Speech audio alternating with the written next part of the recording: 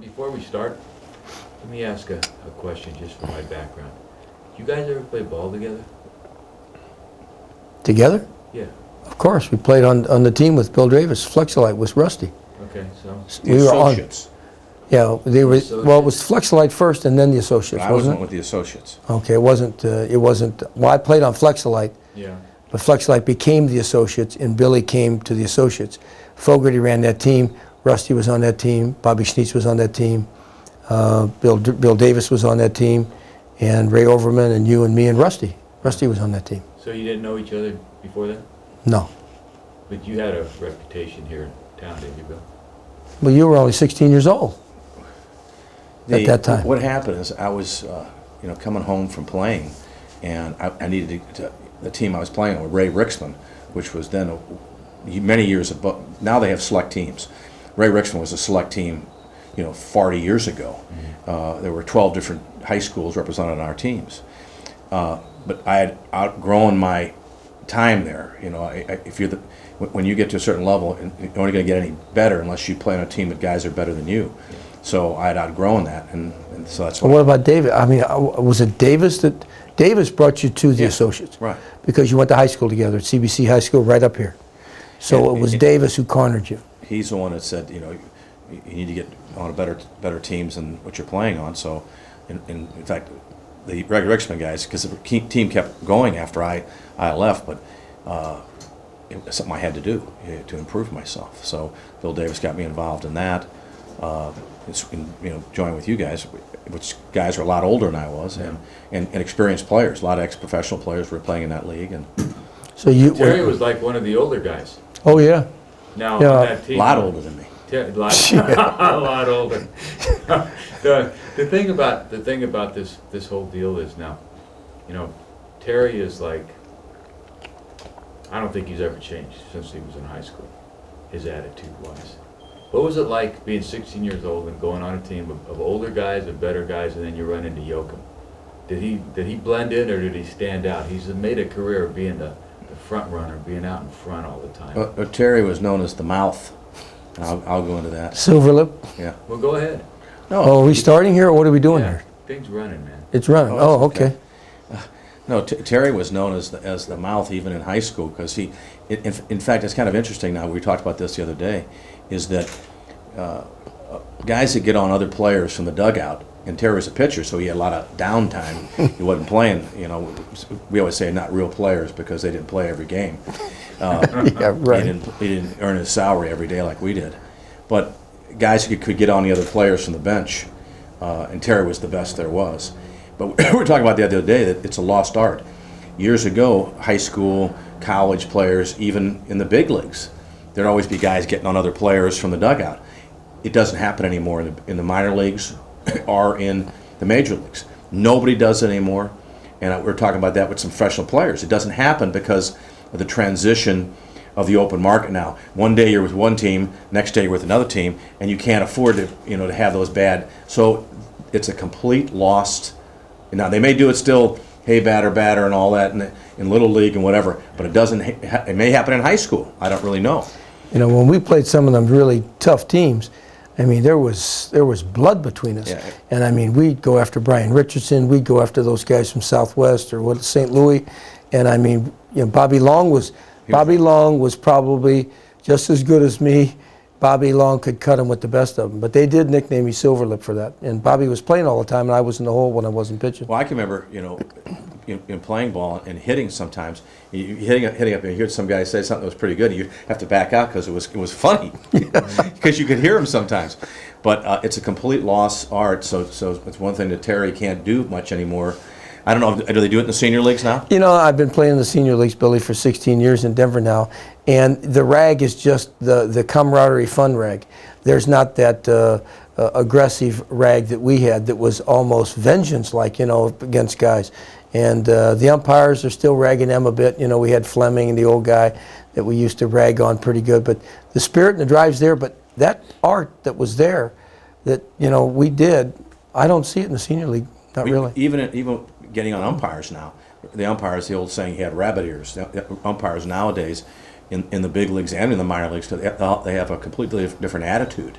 And before, you get at the home plate and you could sit there and you could say anything you wanted to, as long as you didn't look at him and let the fans know you're looking at him. You could call him anything you wanted to. I remember a guy in the Big 8 conference, Jack Fetty. He loved it. He loved to call you a name and you sit there and just take a pitch and say, Jack, you're a son of a bitch. And as long as you didn't turn around, you were fine. And he'd keep it up and whatever, back and forth. And he kind of liked that. Doesn't happen anymore. Yeah. They just don't allow that anymore. And I think it's a missed part of the game.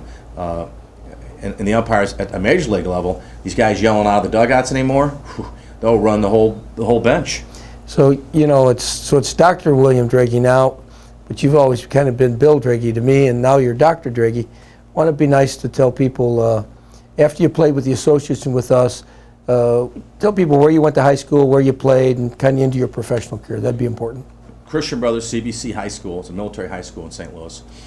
Played there, and then was fortunate enough to get a scholarship to Kansas State University. I had to decide one day between Michigan State and Kansas State which school I wanted to go to. And Kansas State at that time was in the Big 8 conference, which is the Big 12 now. Was the first conference in the United States that allowed freshmen to play varsity sport. So I had to play 2 sports at Michigan State, soccer and baseball, to get the same scholarship at Kansas State. But my main thing is I didn't really care about that. I wanted to play. So I went to Kansas State because I could play as a freshman. And it was a great decision on my part because it was around here. I could get home. And I've developed so many friends, of which I still have, from Kansas City and the area. And when I ended up playing professional baseball, I'm getting ahead of myself, but the AAA ball club was in Wichita. So a lot of the guys I knew from K-State would So you played 4 years at K-State? Played 4 years at K-State, got drafted 9th round, Chicago Cubs in '72.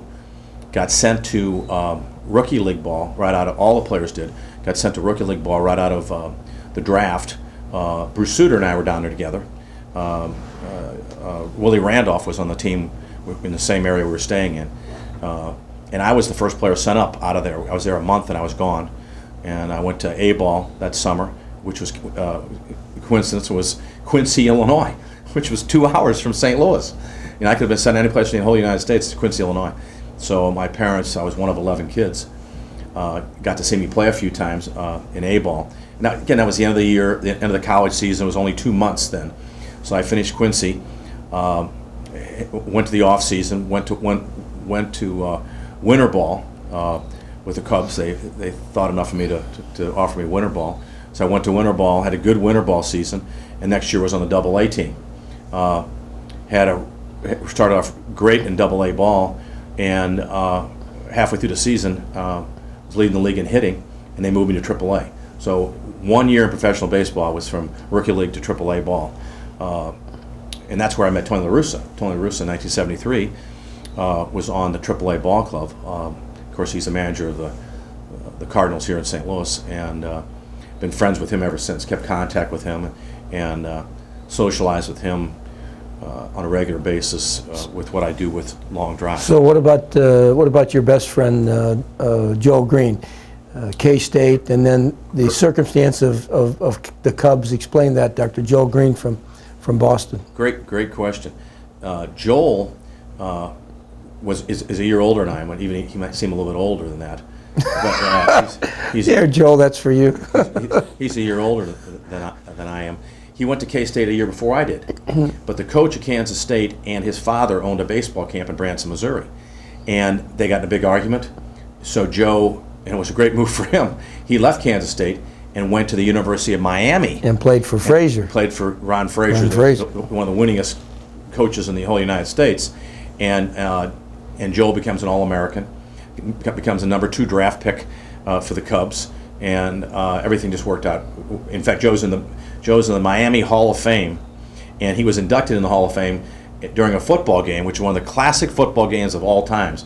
The football game where Doug Flutie threw the ball to beat in the last throw of the game. Everybody remembers that. Joe was inducted in the Miami Hall of Fame at that halftime. Anyway, Joe and I met him one time. He came to Kansas State, and we just said hi, whatever else. And then I get drafted by the same team he's drafted by, and we become roommates. So it's just an incredible deal. So then we're in the off season. We're sitting there, we're trying to figure out, and then minimum salary was like $27,500. Now it's $380,000. So Wow. so we had to do something else. We figured, we don't know how long we're going to play. We hope we played for a long time, but the guys still, even though the guys were playing those years, didn't make enough money. That was the only thing they're going to do the rest of their lives. So we thought for a while, and both of us had our degrees, and I had some background in chiropractic with my association with Terry's dad, and so we said, let's apply.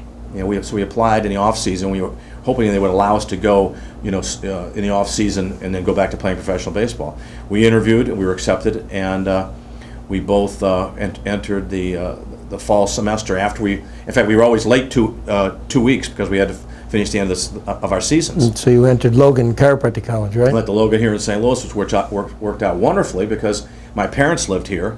We rented an apartment and we eat at my parents' house every night. Joe was just like one of the other 11 kids. Yeah. So a couple things that I have fond memories of. You were a center fielder. You played some infield, but you were made and born to play center field, as far as I was concerned. And I have fond memories of pitching with Bill Droege in center field. Now I'm in my 38th year of pitching baseball. If you take my first career in 21 years and now another in the senior league, there wasn't a finer center fielder on any team that I ever played with. And you were very fast. I've said this often, in your presence and without, that you were the fastest white man that I ever stood on a baseball field with. There's no doubt about that. The guy could run. Here's this big, kind of, Irish-looking kid, this curly hair and just get up there and, man, you'd run and all the black guys would look at him. Look at that guy run, man. Look how fast he is.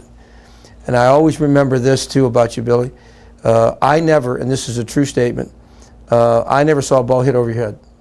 In all the games we played, you always took the right first step. And I don't know how you knew that. The balls in the gap you could get and go horizontal because you had great speed. But it was the ball always hit dead center, right? Right at you, that many center fielders would go the wrong way. I mean, Edmonds is great at it. Edmund goes after a ball like you did. I don't know how that happened. I never saw. The only ball I ever saw hit over your head in center field when either I was pitching or Danchek was pitching or any of the guys went over the fence. And how do you attribute that? He was a great hitter, too. Didn't hit a lot of home runs. You always hit 12, 13, 14 home runs. You had good power. Maybe if you wanted to hit power. Joel always said to me, Droege could have hit more home runs. But Droege wanted to run and get a lot more hits, have a higher average. That's what he said about you. But, I don't know if that's true or not. But, that ball hit dead center at you. How was it that, what was that, just God-given? That's the hardest play for a center fielder in my mind. Well, speed is a gift like a singing voice. And I think the same thing, the instinct of going after a ball is the same thing. You got it or you don't. I think my speed was given to me because I played soccer. And I had to do things without my hands. So the years I played soccer as many years as I played baseball up until when I went to college. So playing all those years, and I always played when I played baseball, I always played soccer too. So keeping that speed, not just moving direct, front and back, but sideways, moving backwards. Yeah. I think that gave me, especially moving backwards, guarding guys on a soccer field. Basketball is somewhat similar to it, but you're running longer distances in soccer that you had to utilize your speed. And I think that's what gave me that gift of speed was soccer. And as far as jump on the ball, I think it's just like anything else. It's a gift.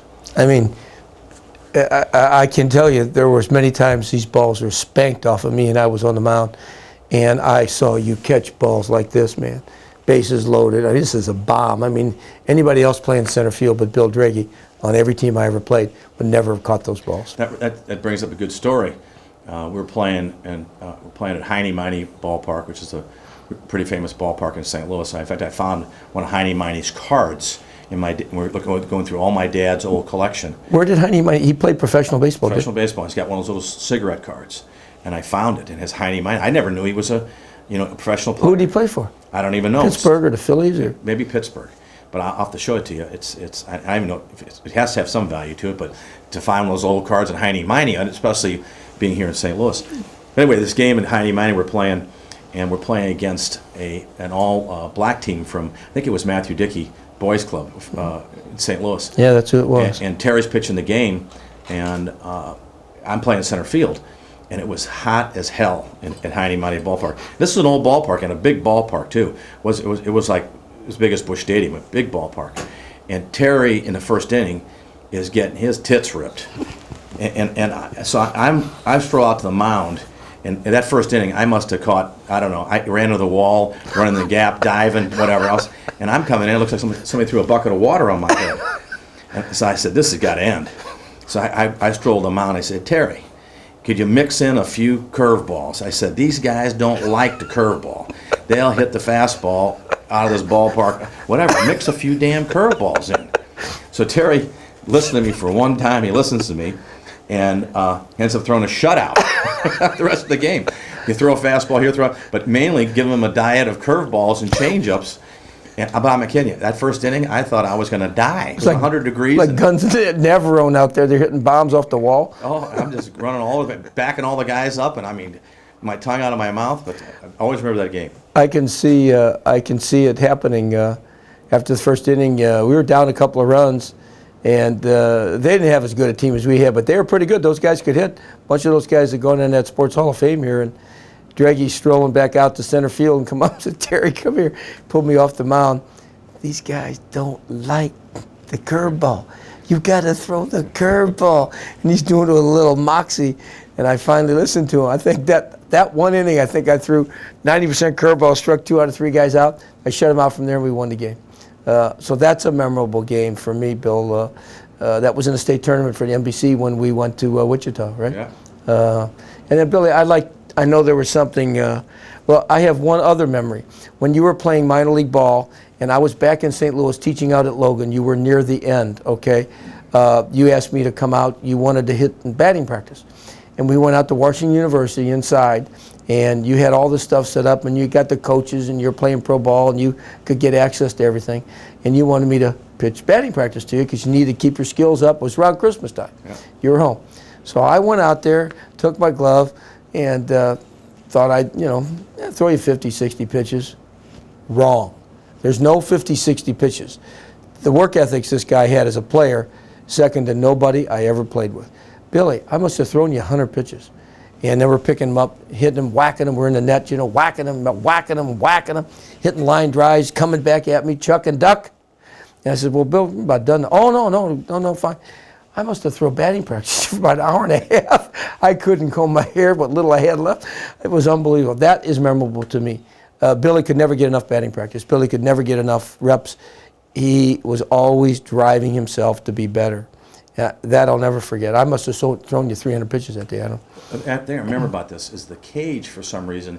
They constructed the cage a little bit odd. Yeah. And the poles were on the inside of the cage rather than the outside of the cage. So a few balls I'd hit and hit the pole. And it was like a pinball machine around the inside. Whacking all over the place. But Terry, remember this one friend of ours. I'll tell 2 stories. Tom Fuchs. Oh yeah. Because I used to line these guys up to pitch. So Terry would throw for a while, and then I have another guy show up at another time and keep hitting. And as long as these guys show up, this guy is about 6'6", left-handed guy, but he's a basketball player, but he could throw batting practice over there. Well, he didn't last as long as Terry. I hit one, and it was like this. I hit one, and he goes, boom, boom, and he went like this, boom, boom. Caught it right in front of his face, and he said, see you later. I'm done, right? I'm leaving. So Billy'd have a lefty organized and a righty and whatever. Bill, did you ever, you threw right and you batted right. You were a great bunter. I do believe when you were in AA with Joe Green, you won the batting title when you played at Midland, right? Right. Did you ever regret, or had you ever had any thoughts to have switched it? Well, I thought about it in college, and I think my coach, God rest his soul, Bob Brazier, gave me a lot of opportunity. I was thinking about doing it because I could run, and I was all Big 8 the year before when I wanted to do it, and he said, Bill, you hit 377, you aren't changing. Right. And he was thinking a little bit of himself too, but I understood what he was saying. He said, why push the thing? But I think maybe in hindsight you'd like to do it, but things worked out fine. If you would have started a little younger at that, right? It's like my son Philip, who some say that he really wouldn't have been left-handed if I wouldn't have tied his arm behind his back, which is not true. But I made a little switch hitter out of Phil. And, it was hard for him to turn around even as a young guy, but you'd almost have to have done that as a kid, right? Well, I mean, I can still hit now because I do at my charity event, and I can hit pretty good left-handed. It's just something I just never worked on. What about your dad? Your dad played pro ball. Your dad caught Bob Feller. Was he right-handed or left-handed? Right-handed all the way. He was a catcher. And it was unfortunate because of World War II. And my dad played for the Cubs in 1939. I got his picture in the other room in his 39 uniform. And he passed away last year. He caught Bob Feller in the war years, but in 1939, and then he entered the war, and he was there for 4.5 years in the Normandy invasion also. But when he came back, there was no chance for guys like my dad, the guys like, Musial and these guys that got these places in Army bases where they could play. But if you're out of the thing for 4.5 years to try to come back, there wasn't any room for it anymore. And then I believe this, I'm sure you do too as well. Two things I think had a negative impact on your ability to get to the big leagues. It had nothing to do with your ability to play, because you were certainly good enough to play in the big leagues all the way up. You got hit in the ball in Denver Stadium. You played for the Wichita Arrows against the Bears, right? Didn't you get hit? Right.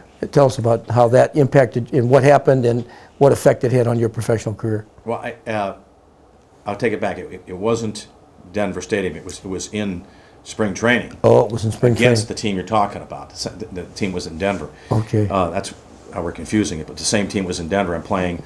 And in those years, they had no eared helmets.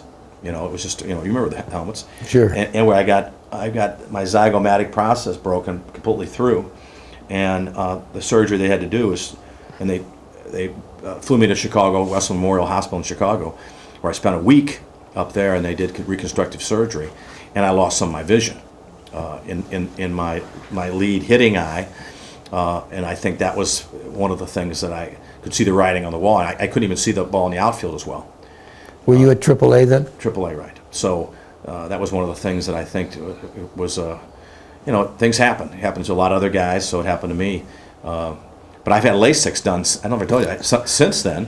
It's improved my vision dramatically. Really? And I can't tell you all the mechanics behind that, but it's given me some of my vision back.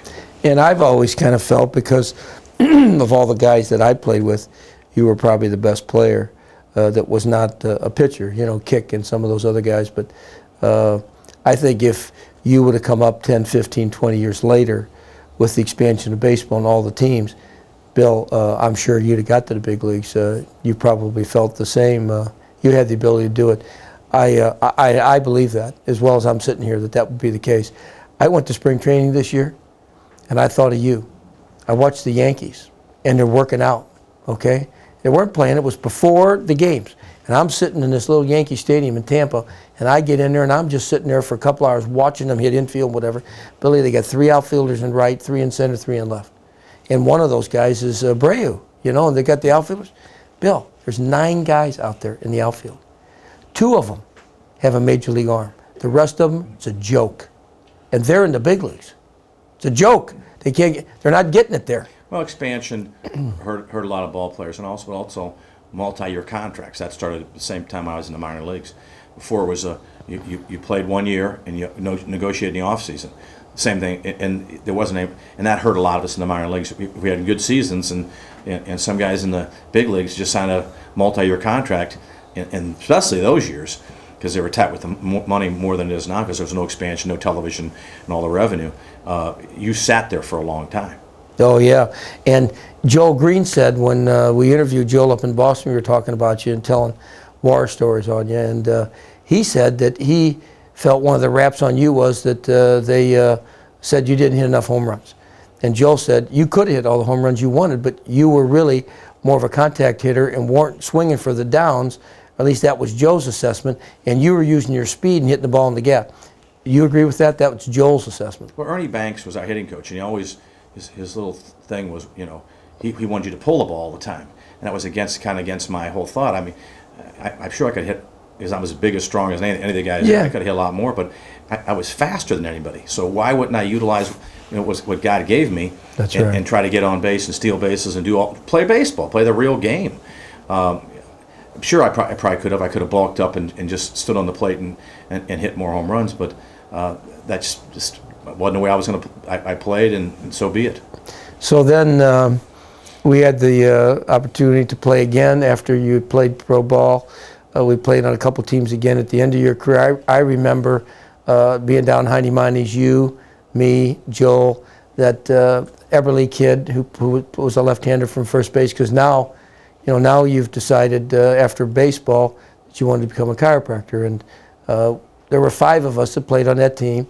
You played center field, and Danchik pitched, I pitched. We had Eberly at first. I think he played in the minor league with the Angels. Joe played short. Do you remember those guys ragging us being chiropractors? Remember giving us a bunch of quack chiropractors playing in that league? And us quack chiropractors took it to them. They were, kidding us about becoming quacks and chiropractors. And we beat the shit out of most of them guys. Remember that down Heine Miney in St. Ann Park? It was ABC? That was hard for me to take, going, at a level, and then going down there and taking that. And I didn't. I didn't play many years after that because it bothered me to. That's right. To do that. And it got me a little hostile too, and I wasn't a guy that fought, but at those times I almost felt like doing that. But fond memories of playing with all you guys again, and just playing baseball again. I mean, I still hit like you play. I don't go out and play the game, but I take batting practice still because of what I do with golf. With golf, yeah. And so how was it that you made the decision to become a chiropractor? Did you have a meeting with my dad, or because you had been treated by Dad? Your brothers were professional soccer players. Dad treated them. I mean, did you ever just go to lunch with Doc, All the time. I mean, how did how did that decision? Did he push you, or did he have to push you, or what was it that led you, and what impact did my dad have on your decision to become a doctor of chiropractic? Well, your dad took care of all the ball players for gratis, Right. And that's led some of my thought process what I do now too. He took care of all of our injuries a lot of times when our family doctors just gave us medicine for it. Really didn't understand the biomechanics of the soft tissue work. They got us back to the field a lot faster than preventional medicine would do it. So I listened to your dad like a second father, and he influenced my life. And when it was time to make a decision on what I wanted to do, that was in the back of my mind. I didn't know that I had the smarts for it. We were going through school, but Joe Green and I both said we're going to try. And once we got, and thanks to your dad, he put a good word into us at the college too. They gave us a chance, and we didn't disappoint him. No, I know you didn't disappoint my dad. I know he kind of thought of you like a second son, just like Bill Davis and Joel. You guys went out there, and I've always thought the relationship you've had between Joel Green and yourself was unique. Joel Green had never been to a chiropractor. Joel Green had never been treated by a chiropractor, but Joel Green and you guys were like puppies together and whatever. So you just decided you were going to become a chiropractor because of Kenny Yochum, and Joel said, well, okay, I'll do that too. Isn't that right? That's true. I mean, how's a guy choose? Now, Joe will tell you it was his idea, but it wasn't his idea. No, it wasn't his idea.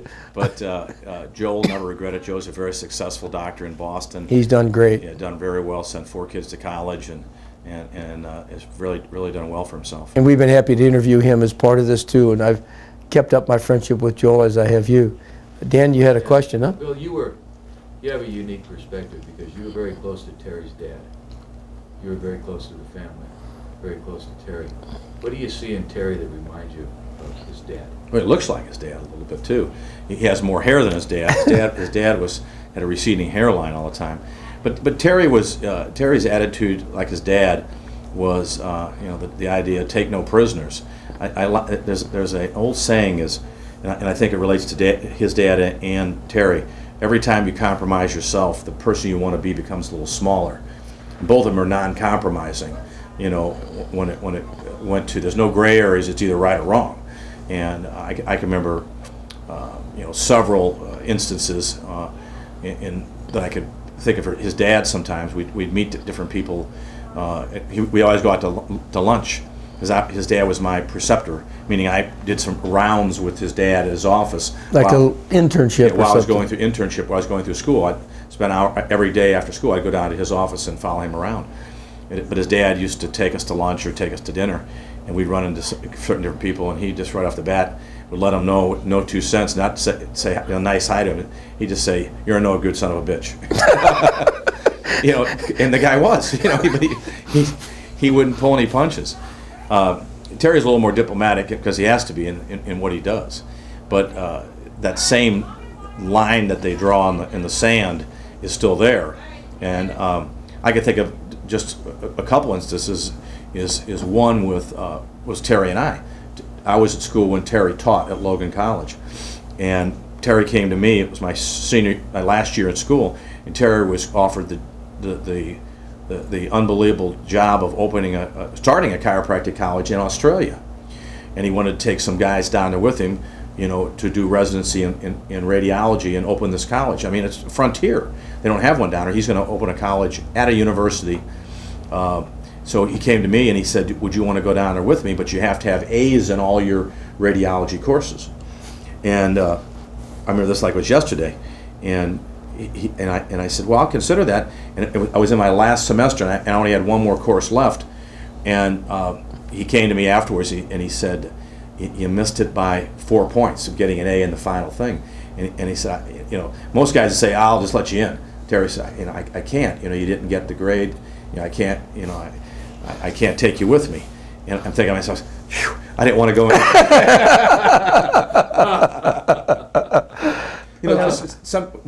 Some guys are meant to, to do what Terry does, teach, and be.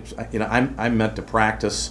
I knew where I needed to be is in the sports arena where I can make headways that way for chiropractic, because that's what I am, an athlete. And I can make inroads where other guys can't. And you're a people guy. You love people. And, sitting in front of a view box all the years, in some ways, Billy, the only dream I ever had was to pitch for the St. Louis Cardinals and take over my dad's practice, become a good chiropractor like my dad. And that second part of that dream, while I wasn't good enough to play for the Cardinals, seems like I've done everything else but, I practiced with Dad for a couple of years. I kind of regret having not fulfilled that part of the dream. Now I know I've touched more lives through radiology. I've had a bigger impact on the profession than I would have at 420 Wilmington. But I kind of missed that. One of the hardest phone calls I ever had to return was to my dad when he said, "Son, Mike Vasella is moving in here, Dr. Michael Vasella, and you coming home or I got to let this practice go? I'm getting tired." When I had to return that phone call to my dad, that was hard to let that practice go, because I was so close to my dad, and I revered him so, right? He was a man of great integrity, great honor. Remember my dad would always say, you touched on it right here, right is right and wrong is nobody. And my old man wouldn't hesitate to tell you, that's it. Say what you mean what you say. And I think my character, my personality has been molded by my mother and father. My mom was equally a person of high integrity. I mean, you knew my mother as well. So, that impact, these guys are pranksters. Him and Joel are in this class, and I'm teaching these classes out at Logan Chiropractic College, and it's radiology. I'm showing slides, and I'm trying to teach these guys something. So here they are in the back of the room. What do they have? Binoculars. Why don't you tell that story, Bill?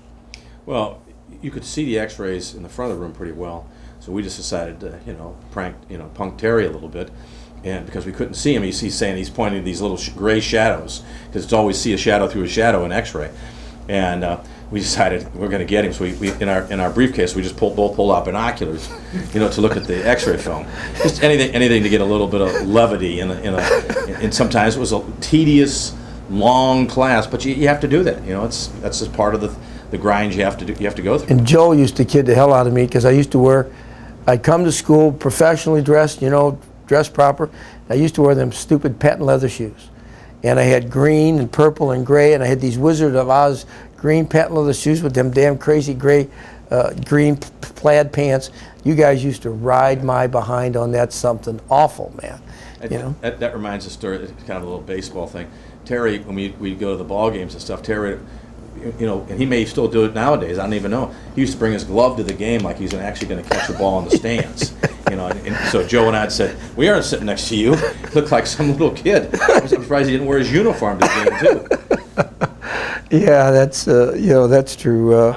How was Terry as a teacher? But Terry knew his material better than anybody. And in fact, he didn't even need a book to. He just would sit there and could regurgitate. And that was his great educational background up at National, which he always spoke so very highly of his education up there. And I think their radiology department at that time was superior to Logan College. So when he came to Logan College, he brought the standard there much higher because of his presence. And Billy, you have fond memories of your mom and dad. I have fond memories of your mom and dad. They'd have Joel over to eat, or I was over at the house. You had that big house up on Dale, and going to. There were 11 children. How many girls? My dad used to say 7-4 favor me. 7-4 favor me, right? And you had all these brothers and sisters, and it's a good Catholic family. And your mom and dad used to feed, I think, the whole damn neighborhood. It was unbelievable.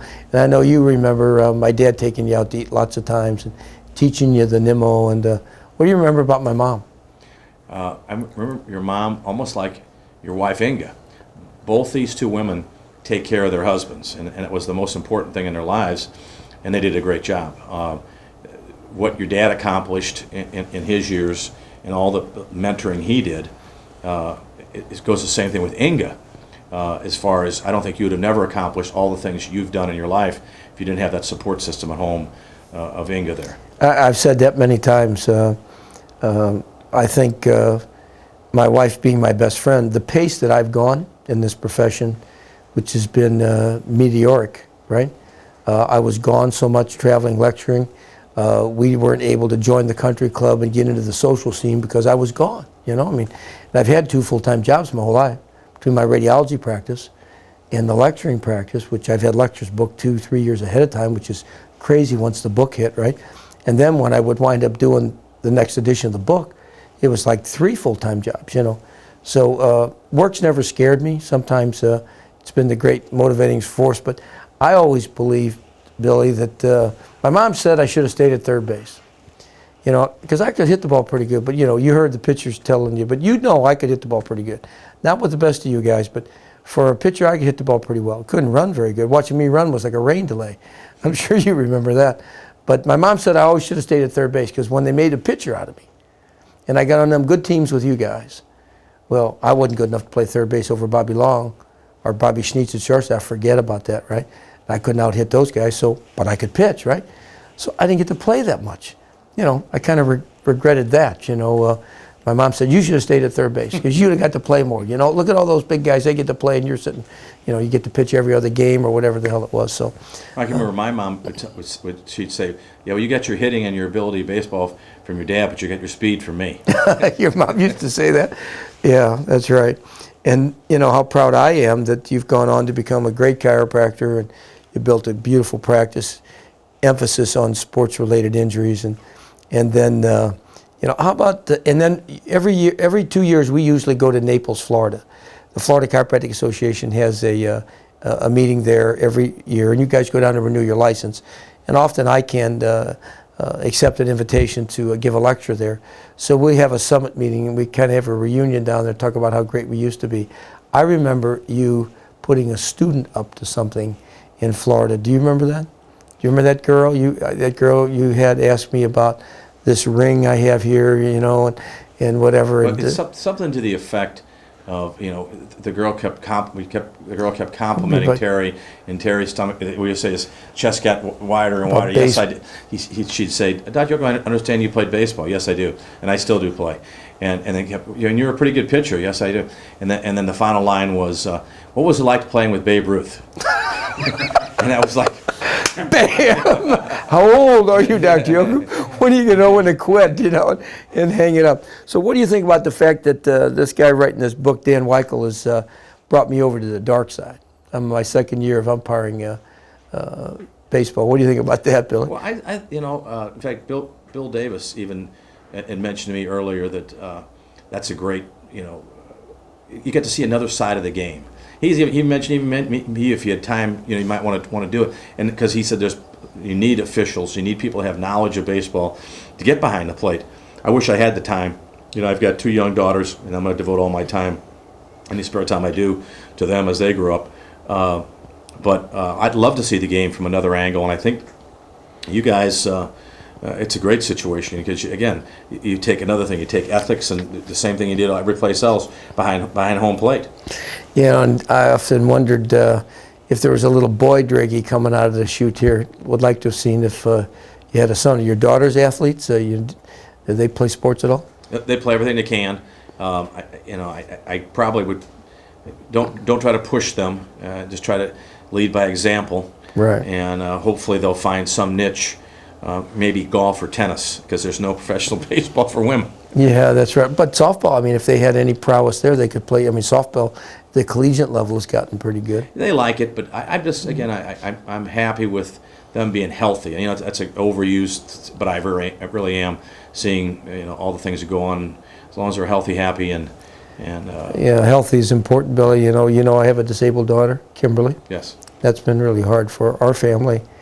As I walk through airports lots of times, I'll see all these little kids and they're healthy, and how I wish Kimberly could have been healthy. Her disability has kind of stripped her of a good part of her life. So it's not a cliche, Billy. When you say you're so glad your two daughters are healthy, it's a blessing from God, because without your health, it strips you of all kinds of things, right? There's a home off of McKnight and Litzinger.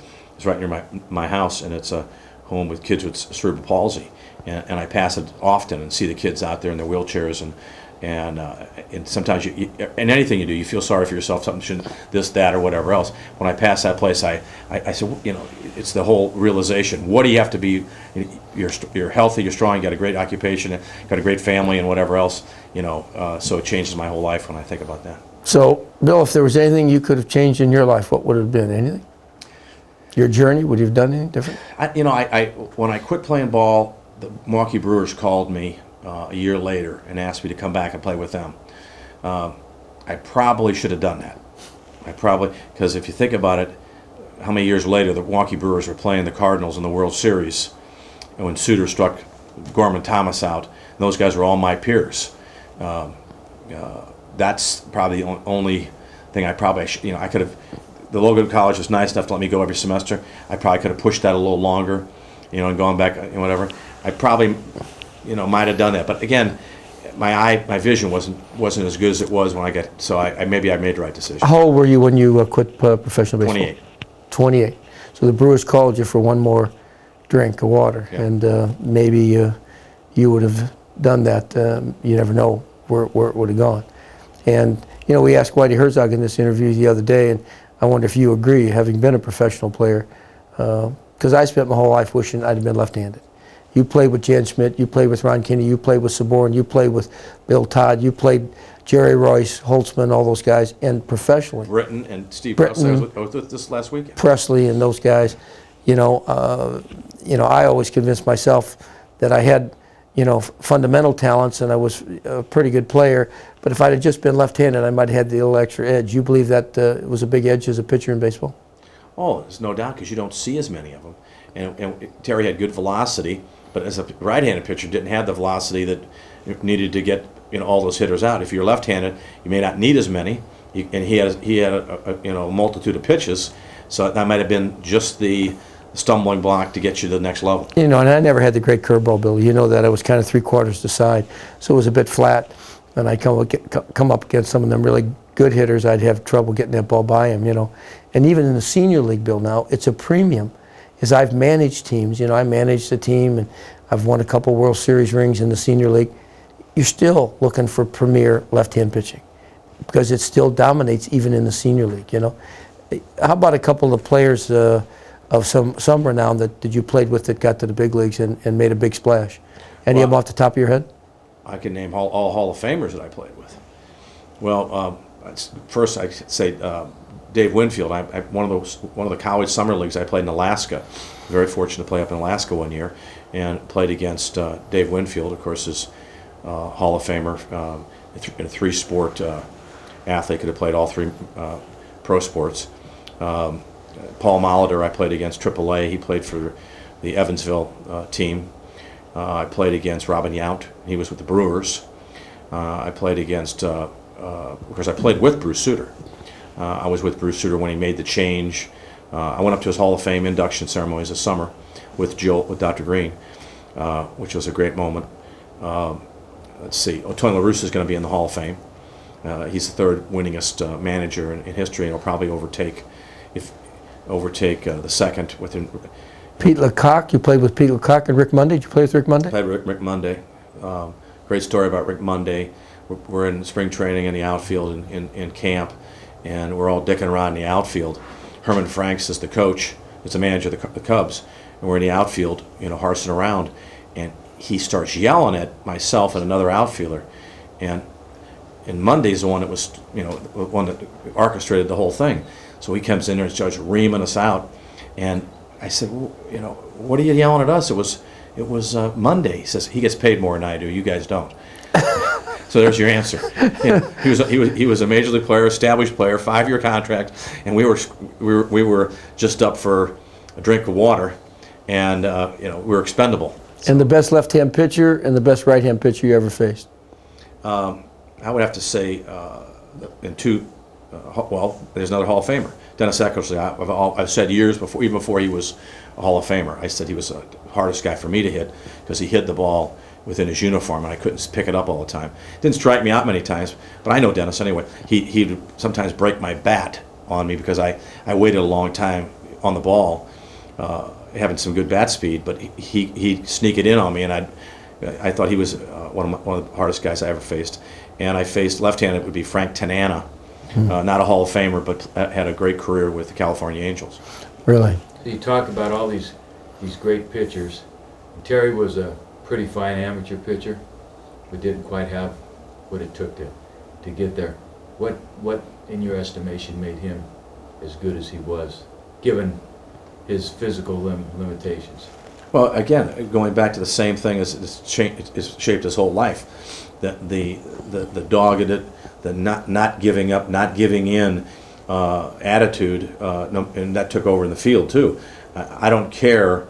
I'm going to still throw that ball in on you. Still, the bearing down, the concentration, which has dominated his whole life. So I think that was his strongest point is between the ears. And just one other thing you said earlier about the fact that it was very hard for you to come down and play at the amateur level again, which is very understandable. And you were probably resistant. Who went after you to get you to come out and play? Oh, Terry did. What was that like? Well, Terry doesn't let go when he gets his. Well, it was just one of those things. Come on out and play. You'll have fun. Whatever else. And I think I probably would have stayed longer if it wasn't for situations like that, where it was belittling. I didn't need to have that kind of situation. I was going to school at the same. We were going to school at the same time, and I had enough to worry about. Whatever. I just didn't need to have somebody riding me if I went 1 for 3. And here's the thing too. And I think this will. Terry would ride you? No. The other player. Oh, he's an ex-pro. Oh, there's the great Bill Droege, sure. 0 for 3 stuff, Yeah, and here's a great point with that. And it goes over to a lot of things, too. My brothers have asked me to play softball with them, and I don't do it. I don't do it for one reason, is that if you hit 3 out of the ballpark, he's a show-off. And if you don't get any hits, he was never good anyway. Yeah. He was never any good anyway. You can't. So you can't win. You can't win. How did Terry do it? How did he? Well, he's my friend, and it was all friends. It was come on out, have a good time. This isn't. This will be fun for you. This will be easy for you. Baseball's never easy. You still got to concentrate. You still got to do. I don't care whatever league you're playing. You still got to do the same things. And I can only play one way. And if I don't have the time to take batting practice and do all the things I did to stay at that same level, I didn't want to be mediocre at something I was great at. What was he like as a teammate? Oh, great! I mean, we had a lot of fun, always laughing all the time, and of course we had a lot of other things in common too, because his dad and what I did. So there was a lot of things that we had in common, and we socialized together too. So I've always thought, I don't know if you agree, Billy. I mean, you are a unique guy in this world, in that you knew me before we played, then we went on to the career. I taught you. You knew my dad. You may be the only guy like that in the world. At this point in time, I've always thought that when they made a pitcher out of me, it changed my life. Because, nothing happened until you threw the ball. You were 10.5 inches higher than anybody else. The focus and attention was on you. It changed my personality, Bill. Because kind of how the game went is how you went. Often you could take control of the game. It's one of the most frustrating things for me now in the senior league. If guys just start kicking it around, when I played in Heine Miney and I played with you guys, I could fight another gear, man. I could gas it up for a couple of guys, end that inning with a couple of strikeouts, and then we'll go to the next inning. Even when I've gotten back playing in the senior league when I was 44, gas ain't there anymore, Billy. I can't do it. I couldn't find that extra, and that's been frustrating. But I'd never give in. And if you beat me one day, as long as I had given my best, I'm going to come back and get you the next day. And if I hadn't given my effort, and I relate to exactly, if I didn't run enough wind sprints, I wasn't prepared, then shame on me. And I never went to a game unprepared, and neither did you. But I will say this, I got you for a couple of years. He hit the hell out of the ball and did everything he needed to do. And then what was it, about 2-3 years ago, I come back at you again, because I had this team in the senior league, and Bill Davis helped me manage the team, and I was able to get Jimmy Kick, and we got Wendell from Lutheran South, got a few of the boys back, right? We played against Tysdale, and we played against Laramie, the guys that were with us, and I had him about convinced, and he was working out. I think you pulled something. Hamstring. He pulled a hamstring. He was going to come play for me one more time, a reunion deal, and he pulled his hamstring. What brought me back is I went out and went out with one of the junior college teams, and the guy I knew, and I said, I went out to take some batting practice, and I'd never hit with an aluminum bat in my life, because and I always remember this date. The first year that aluminum bats were allowed in college was the year after 1973. So it was the first time I'd ever hit with aluminum bats. So I went out and took batting practice, and that was 2 years ago, 3 years ago? It's about 3 years ago. 3 years. So I was 54 years old, and I think I hit a half a dozen out of the ballpark. Just take regular batting practice. And I said, well, maybe I'll have some fun doing this.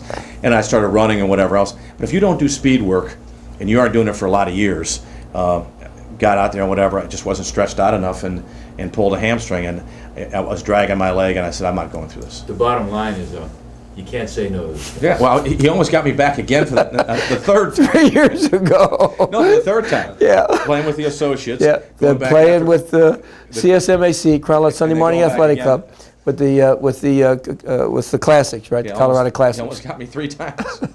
That's right. 2 times is enough. Okay.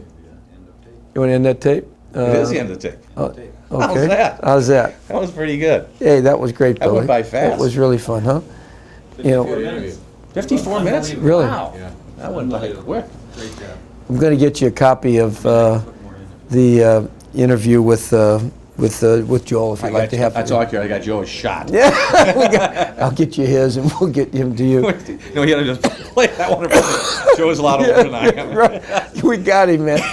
Because he probably said, Joe's older than I am, a lot older than I am. And then, if you like, I'll get you a copy of the one that Whitey Herzog did. We did an hour, that. and a half with Herzog, and he Oh, was wow. wonderful. He was wonderful. But that's Not just about me, just about baseball. He's talking about Satchel Paige and whatever. But that's a part of history. I mean, that is wonderful to have that. I mean, there were 3 things that Herzog said in the interview that just were tremendous for me, okay? Because we said to Coach Cliff, and Coach Cliff didn't agree, and I think Coach Cliff is wrong. I said, because I always wanted to be left-handed, right? And I said, Whitey, what do you think about that? You think it's an advantage? Of course, he was left-handed. Yeah. He says, let me tell you, you take 2 pitchers of the same physical ability, that left-hander only has to have 75% of that ability, that right-hander has to have 100%. He says, when I went with the Cardinals and I went to Augie Bush, and I said to Augie Bush, this is what I need to do, and I'm going to draft every damn left-hand pitcher that moves, Augie. That's the way it is. So so Cliff was wrong in that interview. I don't agree with Coach Cliff. That's his opinion. Well, I just think, what I said, you have to have higher velocity Yeah. as a right-handed pitcher. Yeah. That's all it is. Yeah, and then Whitey, then I asked him, I said, Whitey, he asked, how good a pitcher was Terry Yochum? And it was great. He said, I never saw him pitch when he was young. He says, but he'd probably tell you how good he was.